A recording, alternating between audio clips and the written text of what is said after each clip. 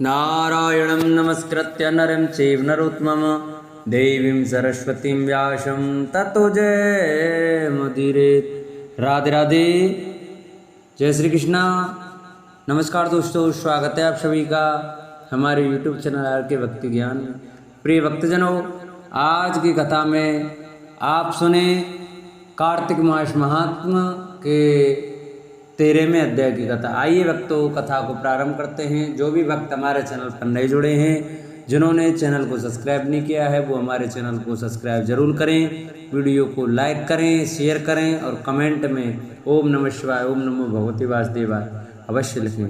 नारद जी ने पूछा, तात मैंने गणेश के जन्म संबंधी अनुपम वृतांत तथा परम पराक्रम से विभूषित उनका दिव्य चरित्र भी सुन लिया। सुरेश्वर, उसके बाद कौन सी घटना घटी उसका वर्णन कीजिए, क्योंकि पिताजी शिव और पार्वती जी का उज्जवल यश महान आनंद प्रदान करने वाला है। ब्रह्मा जी ने कहा, मुनिश्रेष्ठ तुम तो बड़े कारुणिक हो, तुमने बड़ी उत्तम बात पूछी है। ऋषि सप्तम, अच्छा अब मैं उसका वर्णन कहता हूँ, तुम ध्यान लगाकर सुनो। विपेंद्र शिव और पार्वती अपने दोनों पुत्रों की बाल लीला देख देख कर महान प्रेम में मग्न रहने लगे। पुत्रों का लाड़ प्यार करने के कारण माता पिता का सुख दिनों दिन बढ़ता जाता था और वे दोनों कुमार प्रतिपूर्वक आनंद के साथ तरह तरह की लीलाएं करते थे। मुनीश्वर, वे दोनों बालक स्वामी कार्तिक और गणेश भक्ति पूरित चित्त से सदा माता पिता की परिचर्या किया करते थे। इससे माता पिता का महान स्नेह सन्मुख और गणेश पर शुक्ल पक्ष के चंद्रमा की भांति दिन प्रतिदिन बढ़ता ही गया। एक समय शिव और शिवा दोनों प्रेम पूर्वक एकांत में बैठकर यूं विचार करने लगे कि हमारे ये दोनों पुत्र विवाह के योग्य हो गए। अब इन दोनों का शुभ विवाह कैसे संपन्न हो। हमें तो जैसे सड़ानन प्यारा है वैसे ही गणेश भी हैं। ऐसी चिंता में पड़कर वे दोनों लीलावश आनंद मग्न हो गए। मुनि माता पिता के विचार को जानकर उन दोनों पुत्रों के मन में भी विवाह की इच्छा जाग उठी। वे दोनों पहले मैं विवाह करूंगा यूं बारंबार कहते हुए परस्पर विवाद करने लगे।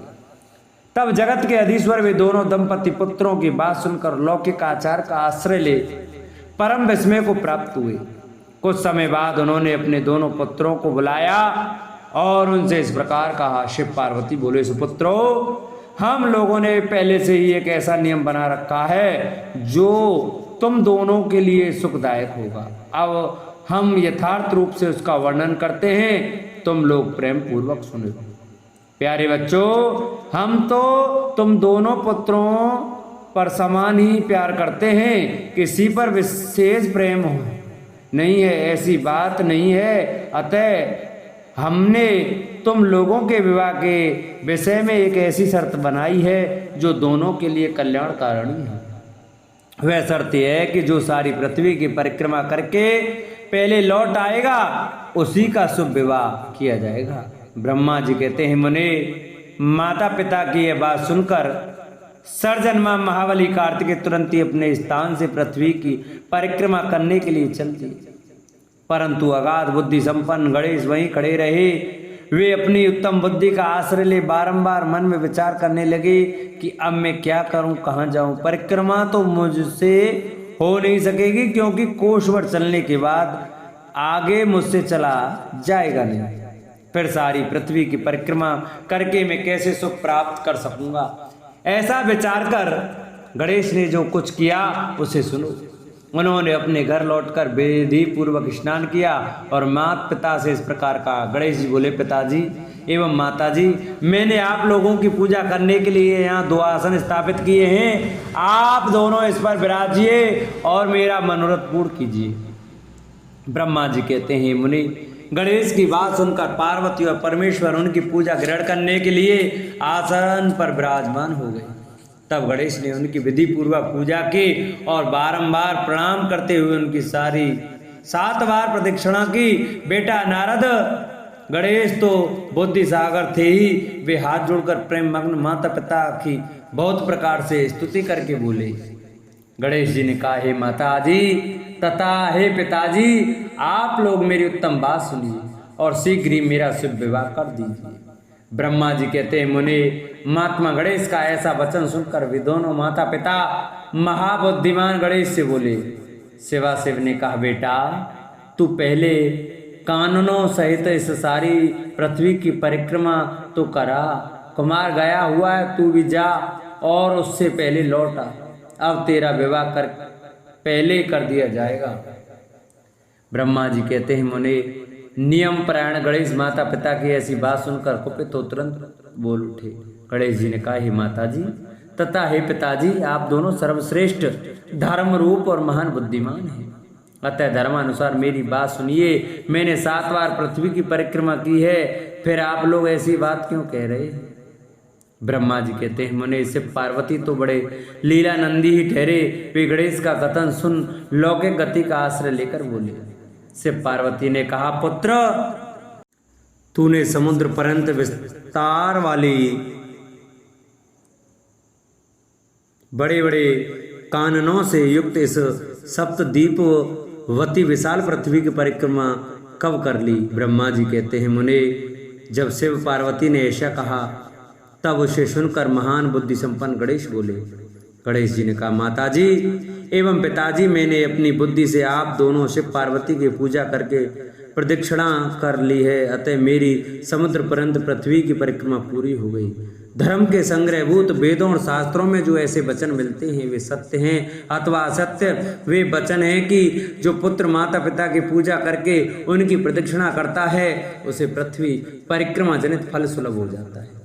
जो माता पिता को घर पर छोड़कर तीर्थ यात्रा के लिए जाता है वह माता पिता की हत्या से मिलने वाले पाप का भागी होता है, क्योंकि पुत्र के लिए माता पिता का चरण सरोज ही मान तीर्थ है। अन्य तीर्थ तो दूर जाने पर प्राप्त होते हैं, परंतु धर्म का साधनभूत यह तीर्थ तो पाश में ही सुलभ है। पुत्र के लिए माता पिता और स्त्री के लिए पति, ये दोनों सुंदर तीर्थ घर में ही वर्तमान है। ऐसा जो वेद शास्त्र निरंतर उद्घोषित करते रहते हैं उसे फिर वह आप लोग असत्य कर दीजिए, और यदि वह असत्य हो जाएगा तो निसंदेह वेद भी असत्य हो जाएगा और वेद द्वारा वर्णित आपका यह स्वरूप भी झूठा समझा जाएगा। इसलिए या तो शीघ्र ही मेरा शुभ विवाह कर दीजिए अथवा यूं कह दीजिए कि वेद शास्त्र झूठे हैं। आप दोनों धर्म रूप हैं, अतः भली भांति विचार करके इन दोनों में जो परमोत्तम प्रतीत हो उसे प्रयत्न पूर्वक करना चाहिए। ब्रह्मा जी कहते हैं, मुने तब जो बुद्धिमानों में श्रेष्ठ उत्तम बुद्धि संपन्न तथा महान ज्ञानी है वे पार्वती नंदन गणेश इतना कहकर चुप हो गए। उधर वे दोनों पति पत्नी जगदीश्वर शिव पार्वती गणेश के वचन सुनकर परम विस्मित हुए। तदंतर वे यथार्थवासी एवं अद्भुत बुद्धि वाले अपने पुत्र गणेश की प्रशंसा करते हुए बोले। शिवाशिव ने कहा, बेटा तू महान आत्मबल से संपन्न है, इसी से तुझ में निर्मल बुद्धि उत्पन्न हुई है। तूने जो बात कही है वह बिल्कुल सत्य है, अन्यथा नहीं। दुख का अवसर आने पर जिसकी बुद्धि विशिष्ट हो जाती है उसका दुख उसी प्रकार विनिष्ट हो जाता है जैसे सूर्य के उदय होते ही अंधकार। जिसके पास बुद्धि है वही बलवान है, बुद्धिहीन के पास बल कहाँ। पुत्र वेद शास्त्र और पुराणों में बालक के लिए धर्म पालन की जैसी बात कही गई है वह सब तूने पूरी कर ली। तूने जो बात की है वह दूसरा कौन कर सकता है। हमने तेरी वह बात मान ली, अब इसके विपरीत नहीं करेंगे। ब्रह्मा जी कहते हैं, नारद यूं कहकर उन दोनों ने बुद्धि सागर गणेश को सांत्वना दी और फिर वे उनके विवाह के संबंध में उत्तम विचार करने लगे। इसी समय जब प्रसन्न बुद्धि वाले प्रजापति विश्वरूप को शिव जी की उद्योग का पता चला तब उस पर विचार करके उन्हें परम सुख प्राप्त हुआ। उन प्रजापति विश्वरूप के दिव्य रूप संपन्न एवं सर्वांग शोभना 2 सुंदरी कन्या थी जिनका नाम सिद्धि और बुद्धि था। भगवान शंकर और गिरजा ने उन दोनों के साथ हर्षपूर्वक गणेश का विवाह संस्कार संपन्न कराया। उस विवाह के अवसर पर संपूर्ण देवता प्रसन्न होकर पधारे। उस समय शिव और पार्वती का जैसा मनोरथ था उसी के अनुसार विश्वकर्मा ने वह विवाह किया। उसे देखकर ऋषियों तथा देवताओं को परम हर्ष प्राप्त हुआ। मुने गणेश को भी उन दोनों पत्नियों के मिलने से जो सुख प्राप्त हुआ उसका वर्णन नहीं किया जा सकता। कुछ काल के पश्चात महात्मा गणेश के उन दोनों पत्नियों से 2 दिव्य पुत्र उत्पन्न हुए। उनमें गणेश पत्नी सिद्धि के गर्भ से खेम नामक पुत्र पैदा हुआ और बुद्धि के गर्भ से जिस परम सुंदर पुत्र ने जन्म लिया उसका नाम लाभ हुआ। इस प्रकार जब गणेश का अचिंत्य सुख का भोग करते हुए निवास करने लगे तब दूसरे पुत्र स्वामी कार्तिकेय पृथ्वी की परिक्रमा करके लौटे। उस समय नारद जी ने आकर कुमार चंद्र को सब समाचार सुनाए। उन्हें सुनकर कुमार के मन में बड़ा क्षोभ हुआ और वे माता पिता शिव के द्वारा रोके जाने पर भी न रुककर क्रौंच पर्वत की ओर चले। देवर्षि उसी दिन से शिवपुत्र स्वामी कार्तिकेय का कुमारत्व कुआरापन्ना प्रसिद्ध हो गया। उनका नाम त्रिलोकी के विख्यात हो गया। वह शुभदायक सर्व पापहारी पुण्य में उत्कृष्ट ब्रह्मचर्य की शक्ति प्रदान करने वाला है। कार्तिक की पूर्णिमा को सभी देवता ऋषि तीर्थ और मुनीश्वर सदा कुमार का दर्शन करने के लिए क्रौंच पर्वत पर जाते हैं। जो मनुष्य कार्तिक की पूर्णिमा के दिन कृतिका नक्षत्र का योग होने पर स्वामी कार्तिकेय का दर्शन करता है उसके संपूर्ण पाप नष्ट हो जाते हैं और उसे मनोवांछित फल की प्राप्ति होती है। इधर स्कंद का विछोह हो जाने पर उमा को मान दुख हुआ। उन्होंने दीन भाव से अपने स्वामी शिव जी से कहा, प्रभु आप मुझे साथ लेकर वहां चलिए।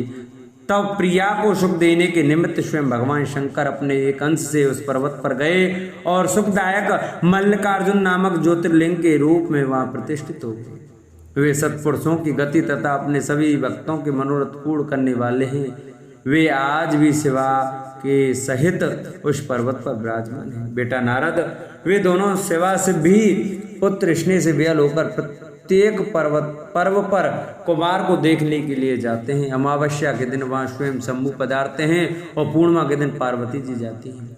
मुनीश्वर, तुमने स्वामी कार्तिक और गणेश का जो वृतांत मुझसे पूछा था वह सब मैंने तुम्हें कह सुनाया। ऐसे सुनकर बुद्धिमान मनुष्य समस्त पापों से मुक्त हो जाता है और उसकी सभी शुभ कामनाएं पूर्ण हो जाती हैं। जो मनुष्य इस चरित्र को पढ़ता अथवा सुनाता है अथवा सुनता है निसंदेह उसके सभी मनोरथ सफल हो जाते हैं। यह अनुपम आख्यान पाप नाशक, कीर्तिप्रद, सुखवर्धक, आयु बढ़ाने वाला, स्वर्ग की प्राप्ति कराने वाला, पुत्र पौत्र की वृद्धि करने वाला, मोक्ष प्रद शिव जी के उत्तम ज्ञान का प्रदाता, शिव पार्वती में प्रेम उत्पन्न करने वाला और शिव भक्ति वर्धक है। यह कल्याणकारक शिव जी के अद्वैत ज्ञान का दाता और सदा शिवमय है। अतः मोक्ष कामी एवं निष्काम भक्तों को सदा इसका श्रवण करना चाहिए। बोले शंकर भगवान की जय। जिन भक्तजनों को हमारी आज की कथा अच्छी लगी हो वो हमारी वीडियो को ज़्यादा से ज़्यादा शेयर करें जिससे और भी भक्त हमारी कथा श्रवण कर सकें। जिन्होंने अभी तक चैनल को सब्सक्राइब नहीं किया वो चैनल को सब्सक्राइब करें, वीडियो को लाइक करें, शेयर करें और कमेंट में ओम नमः शिवाय अवश्य लिखें।